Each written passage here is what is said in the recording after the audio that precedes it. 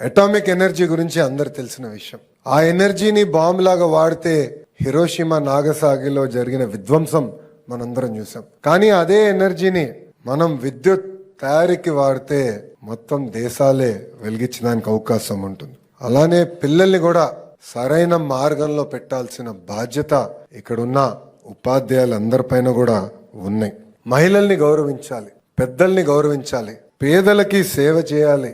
కులం, మతం, ప్రాంతం అన్న పదం మా ఇంట్లో రాకుండా చేశారు నా తల్లి భువనేశ్వరమ్మ.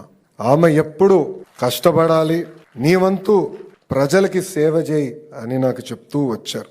ఈ కార్యక్రమానికి వచ్చే ముందల నేను కూడా మా మిత్రులతో, ప్రజాప్రతినిధులతో మాట్లాడుతూ వచ్చాం. ప్రభుత్వం చేయాల్సింది మేము చేస్తాం, పుస్తకాలు రూపొందిస్తాం, చాగంటి గారు లాంటి గొప్ప వ్యక్తులతో ప్రవచనాలు వచ్చే విధంగా చేస్తాం. కానీ అది సరిపోదు. మార్పు అనేది మన ఇంట్లో మొదలవ్వాలి. తల్లిగా, తండ్రిగా మన పైన ఉన్న అతి పెద్ద బాధ్యత ఇది.